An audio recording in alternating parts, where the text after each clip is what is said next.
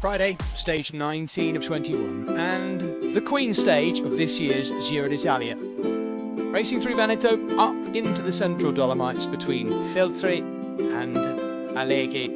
Piani di Pezzè, the climb to the finish, but in between the Cimacoppi, the high point of this year's Giro d'Italia, the Passo Giao, and an opportunity to score massive mountains points for Giulio Ciccone, who, as a reminder, started the day second to Jonas Vingegaard in the Maglia Azzurra, the mountains classification. Jonas Vingegaard comfortable in the Maglia Rosa and the race lead, of course. Well, early on in the stage we were getting information about some withdrawals, and one very important one too.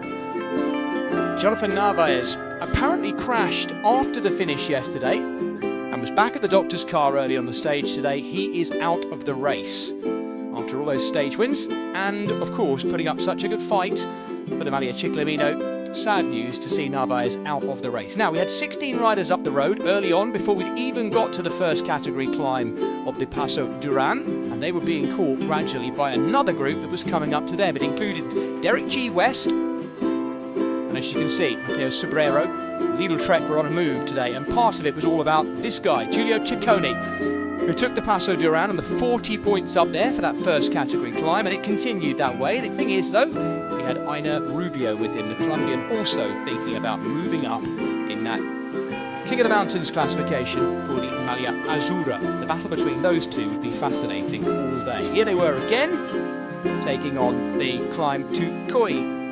Giulio Ciccone taking 18 points there to Rubio's 8 points, and he was getting closer and closer to the lead of the Maglia Azzurra, despite the fact he was wearing the jersey, of course.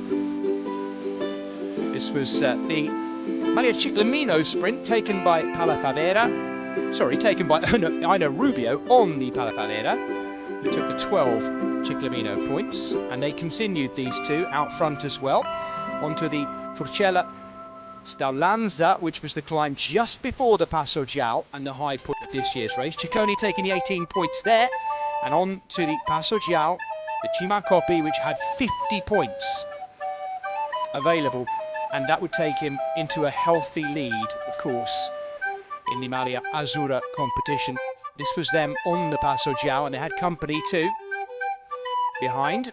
A measured day once again by Visma Lease bike. And this was Giulio Ciccone doing what the crowd were asking him to do as well. He took the 50 points on top there, ahead of Aina Rubio and Derek G. West, who was on a good day, working his way back up potentially in the general classification. Jonas Vingegaard being paced sensibly and safely by his team behind. The white jersey of Afonso Eulalia was just dangling at the back of that group, but he's done that an awful lot this week too. Talking of Derek G. West, he took the Red Bull kilometre and the 6 seconds available there to help him moving up even more.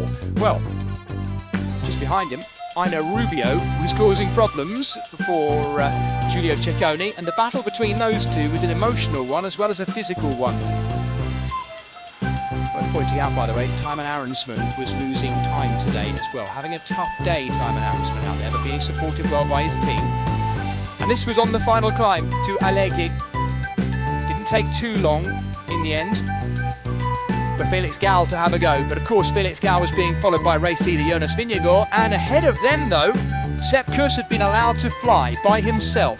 He caught Giulio Ciccone, went past him, the American, and it looked like Visma Lease bike were making the day swing in their favour. Earlier in the race, of course, Jonas Vingegaard has said he would love to help one of his teammates win in the final mountain stages. It's not the final mountain stage just yet, but it's the Queen stage. And with this ride, unbelievably, Sepp Kuss went on to take his triplet of Grand Tour stages to go with his Vuelta general classification that he'd already taken, of course. And Derek G riding in for second place and moving back up on GC.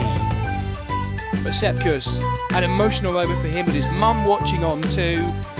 Only just ahead of Derek G, but enough to take the stage, of course. And another stage win for Visma Lease bike. Team of that man, Jonas Vingegaard, who continues with one more mountain day tomorrow to defend the Maglia Rosa on debut in this race, of course. Giulio Ciccone now in the lead in the Maglia Azzurra. Can he hold that tomorrow with Vingegaard looking to defend, of course. Alfonso Eulalia has had his lead cut in the Best Young Riders classification, but he should be good tomorrow. Let's see.